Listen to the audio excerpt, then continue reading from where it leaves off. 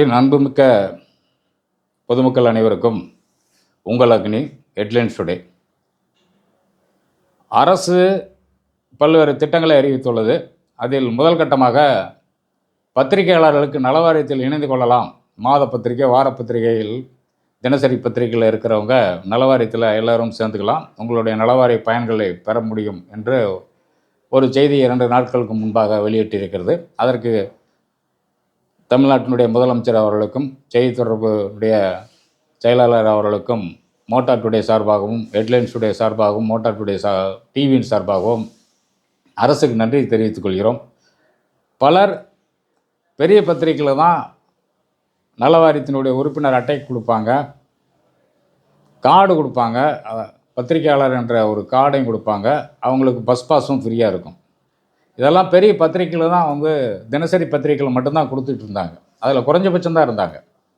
இப்போ எல்லாருக்கும் கொடுக்கறதுனால மாவட்ட வாரியாக இருக்கிற பத்திரிகை ரிப்போர்ட்டர்கள், நிருபர்கள் இந்த நலவாரியத்தினுடைய பயனை பெறலாம், உங்களுடைய அடையாள அட்டையை பெற்றுக்கொள்ளலாம், பஸ் பாஸ் வாங்கிக்கொள்ளலாம். இதற்கு நீங்கள் மாவட்டத்தினுடைய கலெக்டர் அலுவலகத்தில் போய் அந்த வெப்சைட்டில் போனீங்கன்னா என்னென்ன தகவல்னு சொல்லி குறிப்பிட்டிருப்பாங்க. அந்த அப்ளிகேஷன் வாங்கி நீங்கள் ஃபில்லப் பண்ணி நீங்கள் கண்டிப்பாக கொடுத்தீங்கன்னா உங்களுக்கு நலவாரியத்தில் உறுப்பினர்களாக சேர்த்துக்கொள்ளப்படும். இதனால் உங்கள் குடும்பம் பயனடையும். சென்னையில் இருக்கிறவங்க தலைமைச் செயலகத்தில் செய்தி தொடர்பு அலுவலகத்தில் தொடர்பு கொண்டு அவங்களுடைய வெப்சைட்டில் போய், செய்தித்துறையுடைய வெப்சைட்டில் போய் நம்ம எடுத்தோம்னா என்னென்ன நமக்கு நாம்ஸ் கொடுத்துருக்காங்க, அதன்படி நாம் ஒரு அறிக்கை கொடுத்தோம்னா நாமளும் சென்னையில் இருக்கிறவங்க இந்த அடையாள அட்டையை பெற்றுக்கொள்ளலாம், பஸ் பாஸ் பெற்றுக்கொள்ளலாம், நலவாரியத்தில் உறுப்பினர் ஆகலாம். நலவாரியத்தில் உறுப்பினர் ஆவதால் பல்வேறு நன்மைகள் நமக்கு நடக்கும். நல்ல குடும்பத்தினுடைய மகிழ்ச்சி ஏற்படும். இதை பல நாள் எதிர்பார்த்துட்டு இருந்தாங்க நம்மளுடைய பத்திரிகையாளர்கள். மாத பத்திரிகை ஆகட்டும், வார பத்திரிகை நடத்தக்கூடியவர்கள் அனைவரும் இதை தான் எதிர்பார்த்தாங்க. இந்த அரசு செஞ்சுருக்கு. இந்த அரசுக்கு நாம் பாராட்டையும் நன்றியும் தெரிவித்துக் கொள்கிறோம். அடுத்தது, தமிழ்நாட்டில் வட்டார போக்குவரத்து அலுவலகத்தில் அலுவலக அதிகாரிகள் யாருமே கிடையாது. பல இடங்களில் ஆர்டிஓ கிடையாது, எம்இ இன்ஸ்டியூட் கிடையாது. இப்படியே தொடர்ந்து மக்களை சிரமப்படுத்திக்கிட்டே இருக்குது. இது சென்னையில் பல இடங்களில் 2 அதிகாரிகள் இருக்கிற இடத்துல எம்இ இன்ஸ்டியூட் இருக்க வேண்டிய இடத்துல ஒருத்தர் தான் இருக்காங்க. அந்த ஒருவரும் லீவு போட்டால் அன்றைக்கி அந்த அலுவலகத்துக்கு வரக்கூடிய பொதுமக்கள் ரொம்ப பாதிக்கிறாங்க. இது போன்று தான் தமிழ்நாடு முழுவதும். சில இடங்களில் ஆர்டிஓ கிரவுண்ட் ஒர்க் பார்த்துட்டு இருப்பார். அவர் திடீர்னு கலெக்டர் மீட்டிங் கூப்பிட்டாங்கன்னா பல மணி நேரம் கழித்து தான் வருவார். மக்கள் இதனால் அவஸ்தைப்படுறாங்க. இதை புதிய போக்குவரத்து ஆணையர் அவர்கள் கவனத்தில் எடுத்து எந்தெந்த பகுதியில் எம்இ இன்ஸ்டியூட் 2 பேர் வேணும், எந்தெந்த பகுதியில் ஒருத்தர் வேணும் அப்படின்னு சொல்லி கணக்கு எடுத்து எம்இ இன்ஸ்டியூட்டில் இந்த காலி பணியிடங்களை நிரப்பணும். அது மட்டும் இல்லாமல் பல இடங்களில் 2 அலுவலர் எம்இ இன்ஸ்டியூட் இருக்காங்க. ஒரு அலுவலகத்தில் எம்இ இன்ஸ்டியூட்டே இருக்க மாட்டாங்க. அந்த ஒரு எம்இ இன்ஸ்டியூட் ஒரு அலுவலகத்தில் இருக்கக்கூடியவர் ஒரு இடத்துல போய் வேலை பார்ப்பார், இன்சார்ஜாக வேலை பார்ப்பார். அப்போ 2 பேர் அந்த இடத்துல இருக்கிறவங்கள ஒருத்தரை ஒரு பர்மனெண்ட்டாக ஒரு அலுவலகத்தில் போடலாம், அதாவது ரெகுலர் டியூட்டியாக போடலாம். அது இன்னும் அவங்க ஆணையருக்கு இதை பற்றி யாராவது எடுத்து சொன்னாங்களா என்னன்னு தெரியாது. ஆணையர் கண்டிப்பாக இதை கவனத்தில் எடுத்து 2 பேர் இருக்கிற எம்இ இன்ஸ்டியூட்டர்களை பற்றாக்குறையான பகுதி அலுவலகம் சேர்ந்து அல்லது மோட்டார் வாகன ஆய்வாளர் அலுவலகத்துக்கு அவர்களுக்கு ரெகுலராக டியூட்டி போடணும். ரெகுலராக அவர்கள் அந்த பகுதியில் இருக்கணும். பொதுமக்கள் பாதிச்சுட்டே இருக்காங்க. இது அரசுக்கு பலமுறை நம்ம எடுத்து சொல்லியிருக்கோம். இந்த சூழ்நிலையில் புதிய ஆணையர் இதை செய்வார்னு நம்புகிறோம். இன்னொரு தகவலும், ஆகஸ்ட் 15 பல்வேறு சிறப்பான பணியாற்று அதிகாரிகளுக்கெல்லாம் நற்சான்றிதழ் கொடுத்துருக்காரு. இதோட கூட இனி அடுத்த வரக்கூடிய அரசு விழாவில் நற்சான்றிதழ் மட்டுமல்லாமல் ஒரு கேடயமும் அவர்களுக்கான ஒரு பரிசும் கொடுக்கணும்னு சொல்லி நாம் இந்த நேரத்தில் ஆணையர்கிட்ட ஒரு கோரிக்கையை வைக்கிறோம். இப்போ 2 நாளைக்கு முன்னாடி ஒரு தகவல், இனி வாகனத்திற்கு புதிய பதிவெண் பெறுவதற்கு, பேன்சிங் எண் பெறுவதற்கு நடைமுறை சிக்கலை கொண்டு வந்திருக்காங்க. என்னென்னா ஏலம் தான் விட போகிறான்றாங்க. ஏலம் விட்டால் நாங்கள் 10 லட்சத்துக்கு விற்போம், 4 லட்சத்துக்கு விற்போம், மற்ற மாநிலத்தில் தான் இந்த மாதிரி ஏலம் எடுத்துகிட்டு இருக்காங்க, அதனால் நாம்ளும் இந்த நடைமுறையை கொண்டு வருவோம்னு சொல்லி ஒரு சூதாட்டத்தை இவர்களே உருவாக்குறாங்க.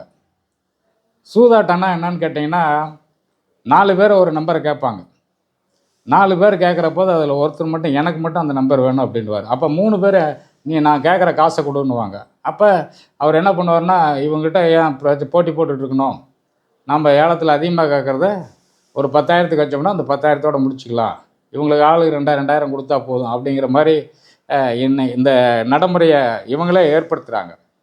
ஒரு உதாரணத்துக்கு சொல்ல போகணுன்னா, பஞ்சாயத்தில் கடை இருக்கும், அல்லது சந்தைகள் இருக்கும், வாரச்சந்தை, தினசரி சந்தையெல்லாம் இருக்கும். அதை ஏலத்தில் எடுப்பாங்க அந்த பகுதி மக்கள், போட்டி போட்டுட்டு இருப்பாங்க. அப்போ என்ன பண்ணுவாங்கன்னா, 10 பேர் ஏலம் எடுக்கிற போது தெரிஞ்சுக்குவாங்க, நீ எத்தனை லட்சத்துக்கு கேட்குற, நீ எத்தனை லட்சத்துக்கு கேட்குறேன்ட்டு. இப்போ அவங்களுக்குள்ளேயே ஒரு கூட்டு முயற்சியோடு 4 பேர் சேர்ந்து பேசிக்குவாங்க. பேசிக்கிட்டு என்ன பண்ணுவாங்கன்னா, நீ மட்டும் எடுத்துக்க, எனக்கு இவ்வளோ காசு கொடுத்துருன்னுவாங்க. அந்த நடைமுறை தான் அந்த பேன்சிங் நம்பருக்கு அரசு ஏலத்தில் விடுறாங்கன்னு சொல்லுது. நான் ஏற்கனவே இருந்த நடைமுறையை அவங்க பயன்படுத்தலாம்.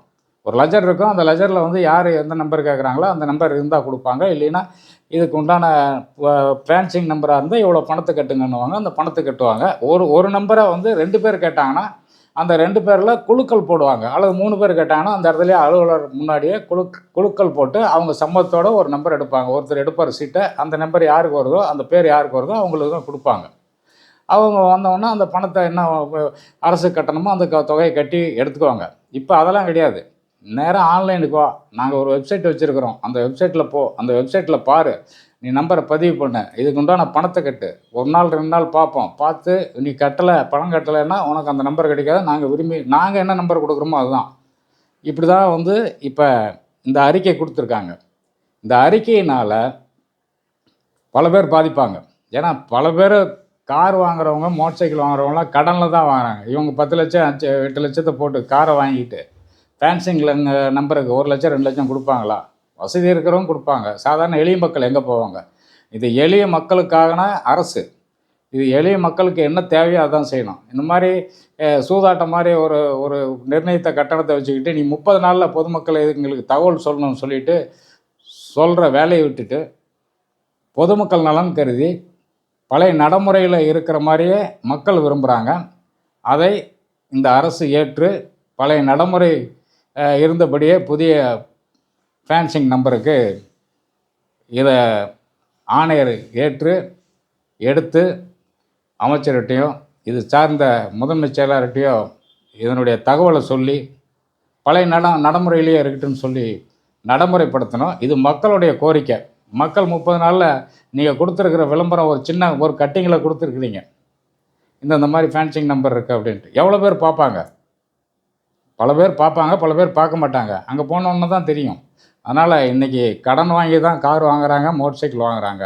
இந்த எளிய மக்களுக்கு எளிமையான ஒரு வேலை செய்யுங்க, சூதாட்டத்தை கொண்டு வந்து விட வேண்டாம் என்று கூறி, இந்த யூடியூப் சேனலை பார்க்கின்ற அத்தனை பேருக்கும் என்னுடைய நன்றி தெரிவித்து வியூஸ் போடுங்க, சப்ஸ்கிரிப்ஷன் பண்ணுங்கள். கண்டிப்பாக உங்களுடைய எளிய பிள்ளை இது ஏதோ ஏனோதானோன்னு இருக்காத, எனக்கான ஒரு நீங்கள் நல்லது செய்யுங்க, நானும் உங்களுக்கான நல்ல செய்திகளை கொண்டு வருவேன் என்று கூறி நன்றி, வணக்கம். உங்கள்